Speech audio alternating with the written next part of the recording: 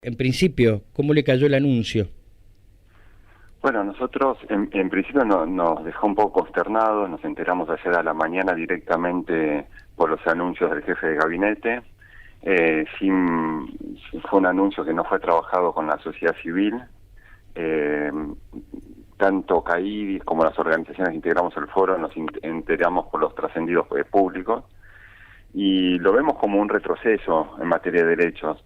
La discapacidad no es solo una cuestión médica o de salud, ahora es la Agencia Nacional de Discapacidad, un organismo que tenía una autonomía y que era transversal a todos los ministerios, ¿no? Con el propósito y la idea de pensar las políticas públicas no solamente en cuanto a salud, sino trabajo, educación, vivienda, familia, todo lo concerniente a una persona con discapacidad, la accesibilidad. Esto es un retroceso, ¿no? Y que requiere esta mirada integral que nos preocupa que se pierda, ya que va a tener una mirada solamente desde el Ministerio de Salud, y que además el Estado Nacional tenía un compromiso con la Convención Internacional de los Derechos de las Personas con Discapacidad, firmada y ratificada en el año 2014, y que bueno, que plantea una mirada social de la discapacidad, no solamente desde el punto de vista de la salud, ¿no? Por eso lo vemos como un retroceso, volvemos a un modelo médico rehabilitador, cuando en realidad el mundo va girando hacia una mirada social de la discapacidad. Esto, bueno, nosotros hicimos un comunicado y bueno, pensamos que también es una pérdida de institucionalidad, ¿no? Perder este organismo tan importante para la discapacidad. La discapacidad está afrontando múltiples problemas. Según informa el jefe de gabinete, el objetivo era transparentar situaciones internas que tienen que ver con la gestión. Bueno, eso por supuesto le cabe a cualquier ministerio, cualquier organismo público, y estamos de acuerdo que es transparente, pero no así estamos de acuerdo con romper lo que sí funciona bien, que es un organismo bien planteado, que funciona desde el año 2015, si no me equivoco, y que, bueno, que tiene como función ser el órgano rector de las políticas públicas en discapacidad. Según el propio jefe de gabinete, a partir de 2017, creo que en esa época haber sido, como él dice, como un organismo descentralizado, pero estaba bajo la gestión de Carolina Stanley en ese momento, ¿no? Más allá de eso, me parece que lo más importante que usted está marcando, Alex, tiene que ver con la visión que no sea solamente desde la salud, sino una visión más integral desde el trabajo, la accesibilidad. Da la sensación de que aquellas personas que no conviven con alguien con una discapacidad no tienen la menor idea de lo que esto significa. Claro, pero incluso la discapacidad nos atraviesa a todos, aunque a veces no nos toque tan de cerca. Claro que sí. Según INDEC, en el 2010, el 12,9% de la población argentina tiene algún tipo de discapacidad. No es cierto que sean una minoría, es enorme ese porcentaje, y bueno, y sin contar que la vejez en algún momento de la vida nos puede llegar a generar algún tipo de discapacidad o situaciones vinculadas a accidentes o a problemas de salud pueden ser discapacitantes para una persona. Entonces es importante que hayan políticas públicas pensadas y bueno, que haya un principio de igualdad garantizado por el Estado, que incluya a las personas con discapacidad. Sobre eso garantizado, que incluso otros temas para nosotros que también son importantes, ¿no? Como la salud, la educación, jubilados. Sobre eso garantizado, bueno, repensemos, arreglemos lo que funciona mal, vamos para adelante, que haya un consenso, pero las personas con discapacidad han sido dejadas para el final de la fila. Hoy estamos trabajando para que salga una ley de emergencia en discapacidad, que no sucede hasta el momento, ¿no? Que fue votada y ratificada por el Congreso en 5 oportunidades. Es inédito, la primera vez que una ley es votada 5 veces por el Congreso y que el Ejecutivo aún no la aplica. Que hay una sentencia en un juzgado federal en donde ordena la inmediata aplicación y que levanta la feria ahora para que el Ejecutivo la aplique, y eso aún no sucede. dos de los tres poderes están pidiendo la aplicación, y en una república con que uno de los poderes lo ordene ya tendría que funcionar. Exacto. Y bueno, y vemos como que se retrasan. Las políticas públicas no se solucionan disolviendo un organismo, ¿no? La transparencia en la gestión no solamente se resuelve disolviendo un organismo, porque ¿quién garantiza que después funciona bien en el Ministerio de Salud? Pero bueno, creemos que tiene que tener una visión.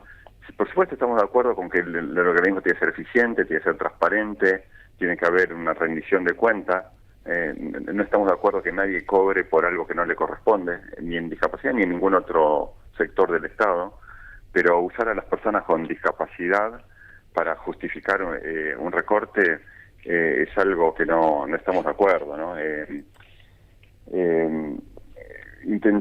Nosotros lo que notamos es que a lo largo de todo este año se intentó instalar un relato de no sé, que habían pensiones truchas, que había una costilla de un perro, no, cuando en realidad fue desmentido después eso, totalmente desmentido y probado totalmente que desmentido. Uh-huh.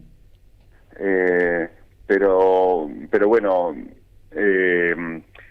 se cansaron de salir en los medios insistiendo el relato que bueno, que las personas con discapacidad se robaban la plata con las pensiones. Ahora disuelven un organismo supuestamente por mal manejo, que para transparentarlo, pero quienes estaban robando la plata con esta presunta situación de sobrefacturación no eran las personas con discapacidad, eran los mismos funcionarios de toda esta banda de españolos. Entonces, a ver, lo que hay que eficientizar es la gestión, pero la política pública tiene que funcionar. Nosotros estamos de acuerdo con que la gestión sea eficiente, pero acá no hay una respuesta. La emergencia en discapacidad sigue sin aplicarse desde diciembre de 2024, que todos los prestadores no tienen actualización en sus aranceles, no, porque hoy un centro de día, un centro educativo terapéutico tiene que pagar sueldos, aguinaldos, vacaciones con aranceles fijados en diciembre de 2024. Es más del 70% el atraso arancelario que tiene el sector.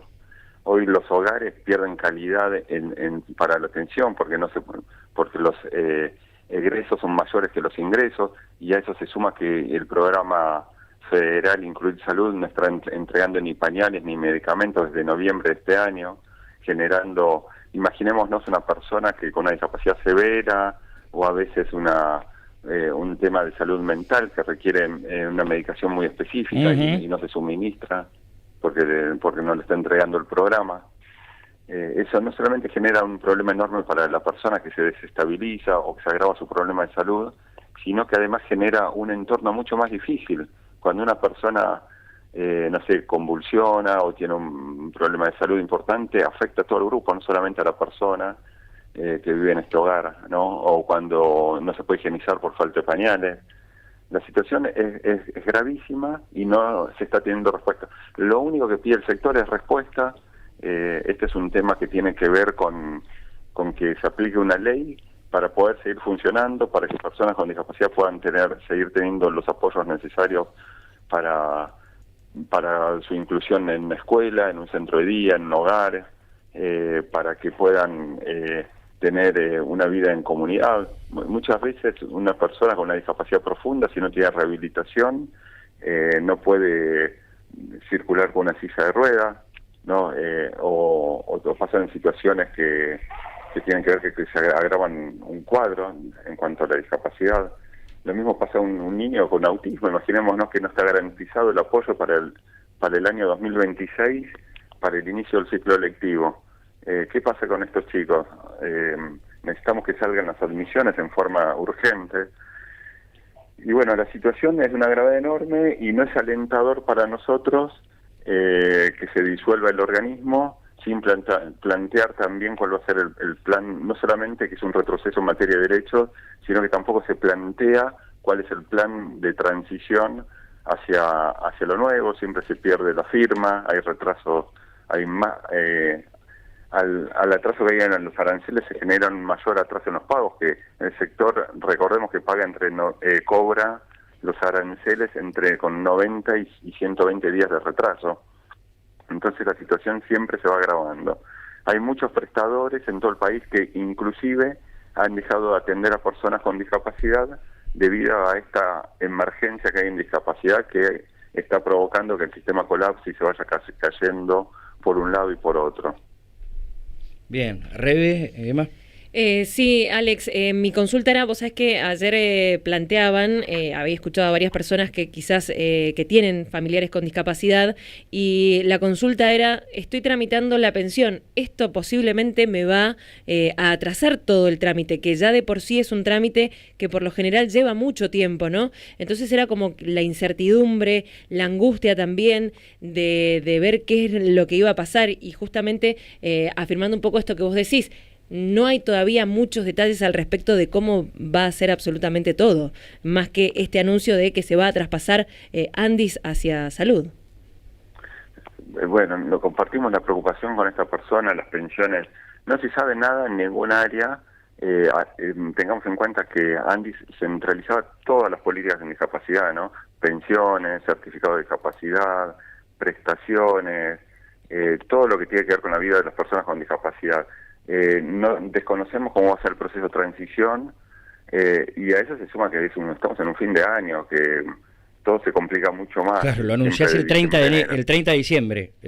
Claro, no es un buen momento para hacerlo tampoco. No se conoce nada y bueno, creo que sobre eso es que hay que pedir más respuestas al jefe de gabinete y bueno, y ahora el ministro de Salud, de quien entendemos que va a depender del organismo. Alex, más allá de toda esta complejidad que se ha generado por la disolución de Andis y su traspaso al Ministerio de Salud de la Nación, quería consultarte por el tema de, vuelvo a insistir, de todas formas, no tiene, creo que hay un reclamo de la sociedad, se han detectado muchísimos casos de discapacidades no aprobadas, sobre todo concentradas en las provincias de Formosa, de Chaco y Santiago del Estero. Hay muchísima reticencia de esos gobernadores a que se hagan auditorías al respecto y también es llamativo que desde la presidencia de Cristina Fernández de Kirchner habían 200.000 capacidades certificados casos de discapacidad y pasaron a más de 1 millón. Sé que lo dijiste, pero ¿no crees que también la sociedad se merece una respuesta bien clara con este tema de que hay un porcentaje, parece claro, de discapacidades truchas, como se le dice? Por supuesto que sí, que estamos de acuerdo con que sea transparente el Estado, con que se audite. Esto no depende de ningún gobernador. La Agencia Nacional de Discapacidad no tiene que pedir permiso a nadie, o el organismo que ahora sea competente puede auditar. Tienen que ser auditorías transparentes y garantizando el debido proceso en estas auditorías. No estamos de acuerdo que nadie cobre por una pensión que no le corresponde, ¿no? Lo que no queremos es que se ponga el foco en la discapacidad para desviar la atención, ¿no? Pero mientras el tema de la corrupción no tiene que ver con las personas con discapacidad. Ya se hizo una auditoría, el juzgado federal en la provincia de Catamarca la impugnó y pidió el restablecimiento de todas las pensiones porque no estaban bien hechas. Entonces, lo que señalamos de la sociedad civil es que si se hace una auditoría en discapacidad, bueno, garanticen el correcto funcionamiento. Recién comenzando la nota mencionamos que el 12,9% de la población tiene algún tipo de discapacidad. Sobre 50 millones estamos hablando de cerca de 6 millones de personas con discapacidad. Solamente hay 1.900.000 certificados, no pensiones, certificados, ¿no? Entonces, según tenemos en los registros, hay 1.100.000 pensiones sobre 6 millones de personas con discapacidad. Este es un dato que responde a estadísticas que tienen que ver con igual situación que hay en otros países del mundo, no solamente en Argentina hay esta cantidad de pensiones. Todos los países del mundo tienen políticas políticas sociales de contención. La discapacidad genera una desventaja para la vida diaria. No es lo mismo. Hoy estamos hablando que hay índices, corríjame si me equivoco, pero cerca del 6% de desempleo a nivel nacional. Sí, exactamente.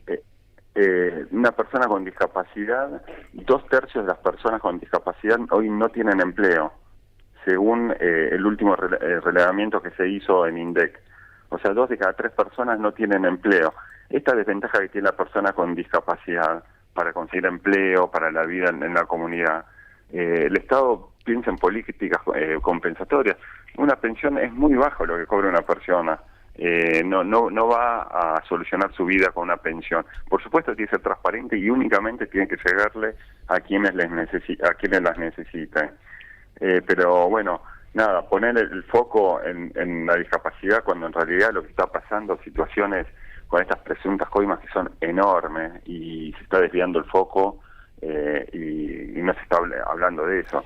Hoy los medios en su gran mayoría dejaron de tomar el tema del cierre de la Agencia Nacional de Discapacidad, de pronto dejó de estar en agenda y bueno, a nosotros nos preocupa un montón.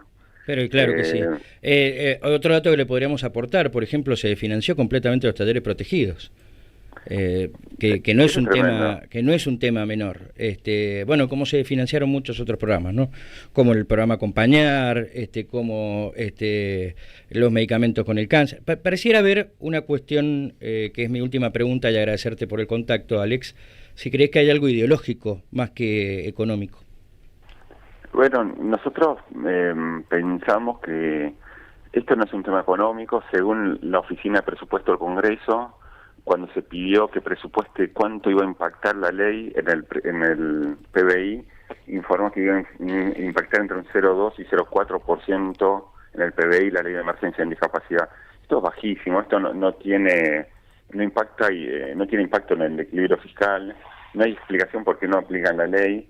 Nosotros pensamos que esto tiene que ver con lo que ellos vienen sosteniendo, que tiene que ver con una batalla cultural, porque si no encontramos una explicación de por qué no se tiene una política hacia las personas con discapacidad.